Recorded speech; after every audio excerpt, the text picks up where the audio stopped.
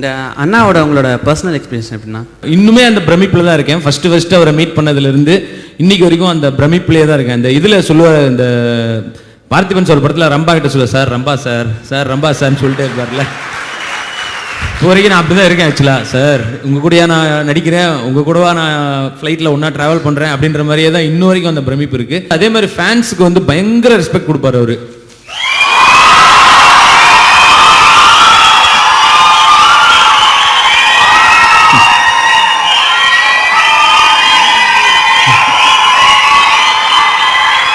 அதில் வந்து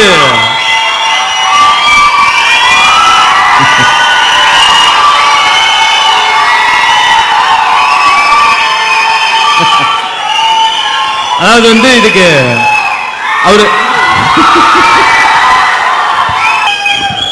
அவர் ஒன்று சொல்லுவார். ஆக்சுவலாக அது மட்டும் சொல்லிடுறேன். என்னன்னா வந்து இந்த மாதிரி இப்போ நம்ம படம் ஒன்று ஜெயிக்குதோ இல்லை சரியில்லையோ, இல்லை வந்து நமக்கு ஏதாவது ஒரு பிரச்சனைனாலோ, நம்ம வீட்டில் வந்து ஏதாவது ஃபீல் பண்ணுறாங்க ஆர் அதுக்கு சந்தோஷப்படுறாங்கன்னா அவங்க வந்து ஃபேமிலி ரத்த சொந்தம் அவங்க பண்ணலாம், ஃப்ரெண்ட்ஸ் அதை பண்ணுவாங்க, ஃபீல் பண்ணலாம், சந்தோஷப்படலாம். பட் அவங்க ஃப்ரெண்ட்ஸ் கூடவே இருந்தவங்க பண்ணலாம். பட் இது எந்த ஒரு சொந்தமும் இல்லாமல், ரத்த சொந்தமும் இல்லாமல், ஃப்ரெண்டாகவும் இல்லாமல், எந்த ஒரு சுயநலமும் இல்லாமல் பண்ணுறது ஒன்லி ஒன் ஃபேன்ஸ் மட்டும்தான். ஸோ வந்து இதை சொன்னார் அவரு. ஸோ அதுதான், அது ஒரு வார்த்தை சொன்னாலே உங்களுக்கு எல்லாம் புரிஞ்சிடும்.